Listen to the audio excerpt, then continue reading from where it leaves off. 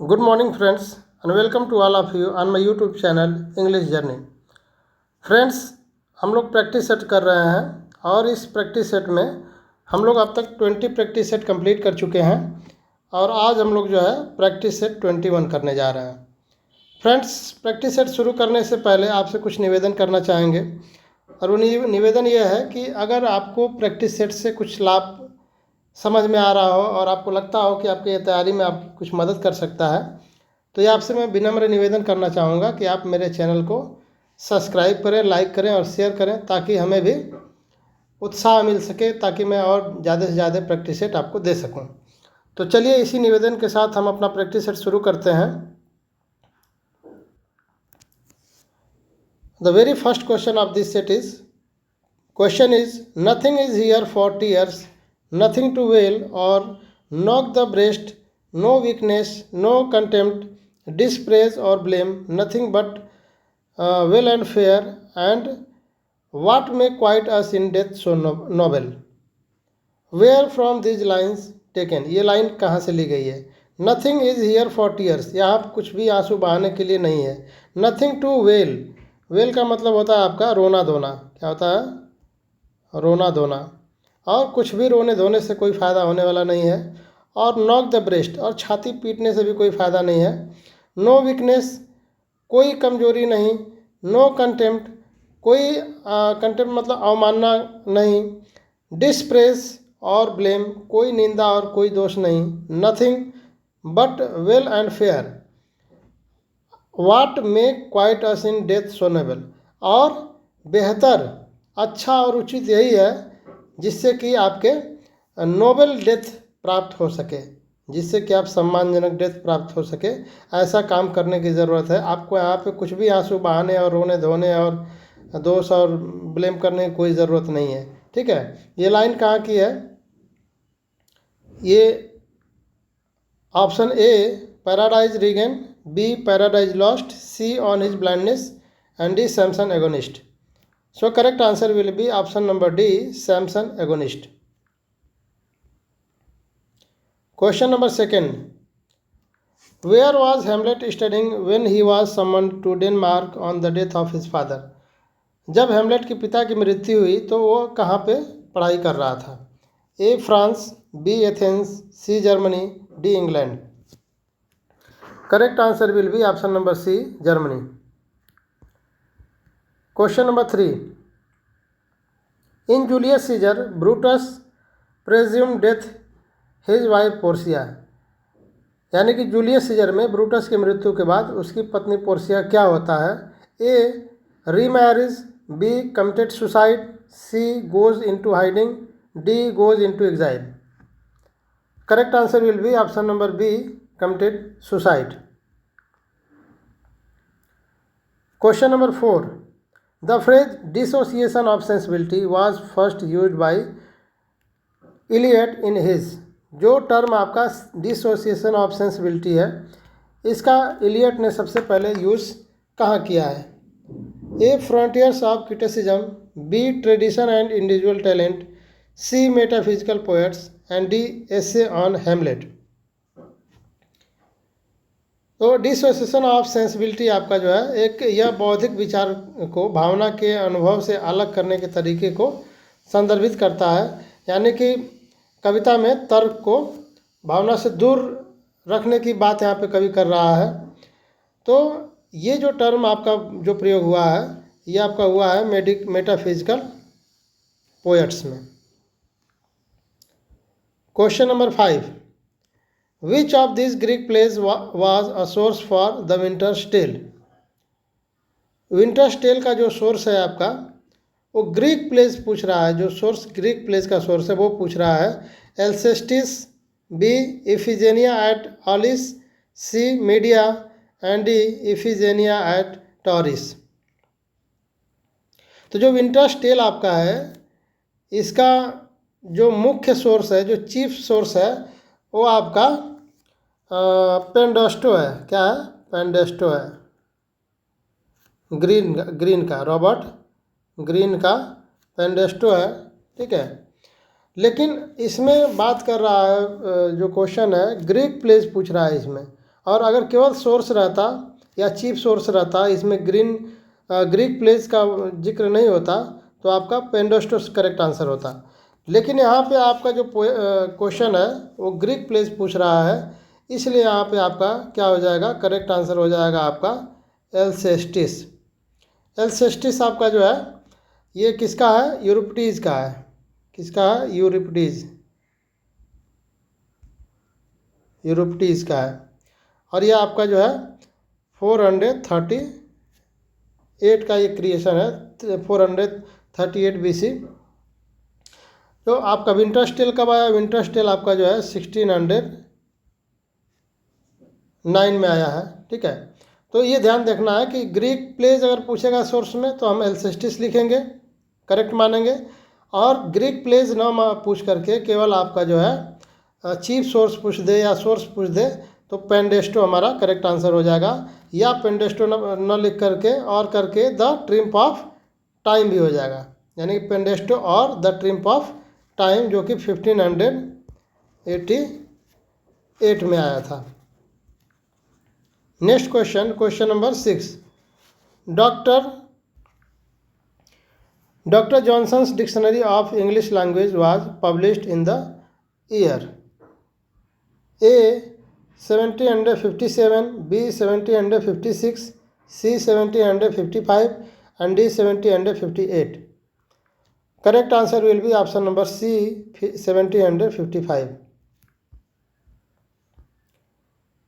Next question, in anxiety of influence the term has been coined by।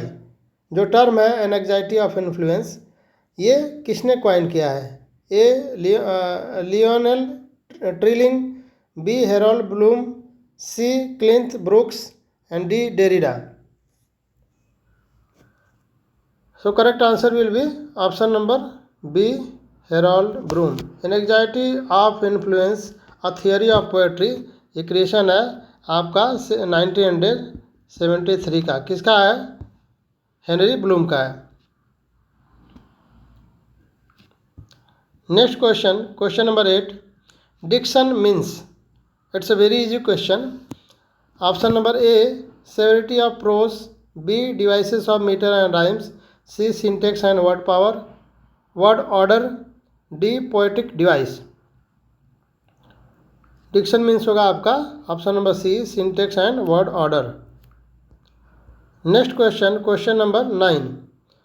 Shakespeare wrote, Shakespeare ने क्या लिखा है? A romantic comedies, B comedies of humour, C comedies of manner and D sentimental comedies. तो आप यहाँ देखेंगे कि जो सेंटिमेंटल कॉमेडीज है ये किसका, स्टील ने लिखा है। और आपका कॉमेडी ऑफ मैनर किसने लिखा है? ये कॉन्ग्रीव ने लिखा है। फिर आपका ह्यूमर किसने लिखा है? कॉमेडी ऑफ ह्यूमर, ये बेन जॉनसन ने लिखा है। तो आपका करेक्ट आंसर यहाँ पे हो जाएगा romantic comedies. Question number 10। Who of the following is known for aphoristic prose style. Aphoristic prose style के लिए कौन जाना जाता है? एफोरिस्टिक प्रोज स्टाइल का मतलब होता है कि आपका सूक्तिपूर्ण वाक्य या संक्षिप्त वाक्य, छोटे से कम से कम वाक्यों में हम ढेर से ढेर सारे मैसेज दे सकें, वो आपका एफोरिस्टिक प्रोज स्टाइल होगा। Option A John Henry, C B Charles Lamb, C GK Chesterton and D Francis Bacon. Correct answer will be option number D Francis Bacon. Next question, question number 11। Our bodies are our guardians to which our wills are gardeners. Line spoken by A Hamlet, B Iago, C Viola and D Brutus. Our bodies are our guardians, हमारा शरीर एक बागीचा है। And to which our will are gardeners, and और इच्छाएं इसकी माली हैं। यानी कि एक अच्छा मालिक कठिन परिश्रम करता है। जैसे माली आपका बागीचों में उसकी देख रेख करता है, फूलों को सींचता है, उसको छटाई करता है, समय समय पे उसको जो ज़रूरत होती है उसको वो देने का काम करता है। तब जा कर के माली को एक उसका फलों का आनंद मिलता है, उसी तरह से कह रहा है कि our bodies are our guardians, हमारे शरीर भी एक बगीचा है और इसकी जो मालिक का काम करता है, कौन करता है, हमारी विल्स करती हैं, इच्छाएं करती हैं। तो ये लाइन जो है किसके द्वारा बोला गया है? ए Hamlet, B Iago, C Viola and D Brutus. Correct answer will be option number B, Iago. Question number 12, who is the pioneer of the aesthetic movement? A Walter Pater, B John Henry Newman, C Stevenson and D Oscar Wilde. Pioneer of aesthetic movement, तो इसमें आपका correct answer हो जाएगा option number A, Walter Pater. Pioneer पूछेगा तो Walter Peter होगा, और आपको फादर ऑफ एस्थेटिक मूवमेंट पूछ लेगा तो ऑस्कर वाइल्ड हो जाएगा। ठीक है, ये ध्यान देना है। Next question, question number 13, who wrote the following about Shakespeare? A T.S.. Eliot, B Arnold, C Blake, D Wordsworth. यहाँ पे अरे क्वेश्चन आया तो आपका क्वेश्चन मिस कर गया। Who wrote about the following about the Shakespeare, यहाँ पे लाइन होनी चाहिए थी, अदर्स अबाइड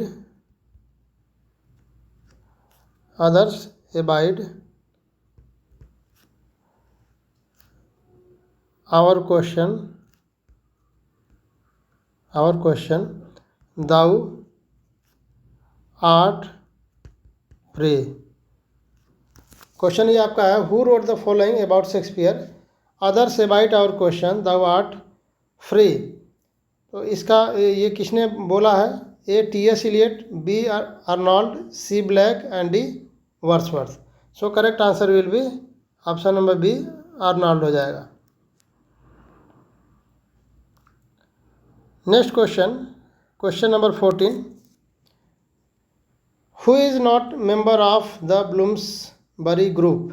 ब्लूम्सबरी ग्रुप का मेंबर इसमें से कौन सा नहीं है? तो जो आपका ब्लूम्सबरी ग्रुप है, यह आपका 20वीं सेंचुरी के जो इंग्लिश राइटर्स हैं, इंटेलेक्चुअल्स हैं, फिलोसफर्स हैं, आर्टिस्ट हैं, उनका जो है एक ग्रुप है। ठीक है, तो उसमें जो है कौन इसमें से नहीं है? A E M. Forster, B Leonard Woolf, C Lytton Strachey, D G B. Shaw. Correct answer will be option number D, G B. Shaw. G B. Shaw इसमें से मेंबर नहीं है। Next question, question number 15, English iambic pentameter was brought to its first maturity in? English iambic pentameter सबसे पहले first maturity में किस आपके विधा में आया था, लिटरेचर के, साहित्य के? A sonnet, B dramatic verse, C lyric and D elegy. Correct answer will be option number A, sonnet. ठीक है, और सबसे पहले आपका जो है आयम्बिक पेंटामीटर का इंग्लिश में यूज़ किसने किया था? Geoffrey Chaucer. Next question, question number 16, the restoration period was influenced by? A French dramatist, B dramatist of England, C Italian dramatist and D Greek dramatist. So correct answer will be option number B, the dramatist of England. जो आपका restoration period है आपका, ये किससे influenced है? Dramatist of England से। आपका restoration period कब से कब तक है? 1660 से लेकर के आपका 1688 तक है आपका, और ये पीरियड जो है द ड्रामेटिस्ट ऑफ इंग्लैंड से आपका इन्फ्लुएंस्ड है। और इसमें जो मुख्य आपके राइटर हैं, जैसे विलियम कॉन्ग्रीव हैं, ड्राइडेन हैं, विलियम विकरले हैं, ये आपके इसमें मुख्य राइटर्स हैं। Next question, question number 17। An eclogue is, eclogue क्या होता है? A a long poem, B a short poem, C a pastoral poem, D short dialogue. Correct answer will be option number C, a pastoral poem. जो eclogue आपका होता है ये short और dramatic poem होता है, जिसकी सेटिंग क्या होती है? रूरल होती है, रूरल आपकी सेटिंग होती है, ठीक है। ये शॉर्ट और ड्रामेटिक पोएम होता है। Next question, question number 18। Paradox and tension are critical terms promoted by. Paradox and tension ये आपके क्रिटिकल टर्म्स हैं जो कि प्रमोट किए गए थे। ए टेल्स एंड ब्रुक्स के द्वारा, B Wordsworth and Coleridge, C Pound and Eliot, D Johnson and Pater. Correct answer will be option number A, Tales and brooks.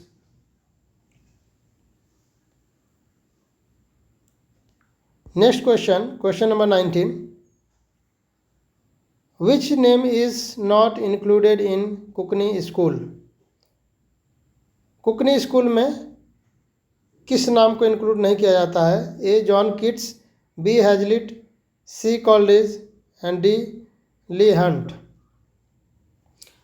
जो आपका ये कुकनी स्कूल है यह आपका एक ग्रुप है किसका? पोएट्स और एसेइस्ट का।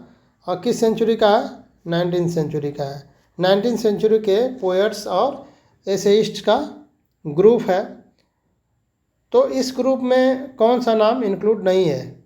तो करेक्ट आंसर हो जाएगा आपका ऑप्शन नंबर सी, कोलरिज आपका इसमें नाम नहीं आता है। जो इसमें मुख्य नाम है आपका ली हंट। ली हंट इसमें मुख्य नाम है जो कि कुकनी स्कूल में आता है, ठीक है। तो करेक्ट आंसर आपका हो जाएगा option number C, Coleridge. Last question of this set is Wordsworth before his death resided at A. Riddle Mount, B. Grasmere Parsonage, and C. Dove Cottage, and D. Allen Bank. Or it's also a very easy question, and correct answer will be option number A, Riddle Mount. तो ये आपका practice set number 21 finish हुआ आज। और next practice set 22 में हम लोग बहुत जल्दी मिलेंगे। और फिर से आपसे एक निवेदन करना चाहेंगे, वही निवेदन जो आपने आपसे शुरू में मैंने किया था कि चैनल को आप लाइक करें, शेयर करें और कमेंट करें। Thanks to all of you.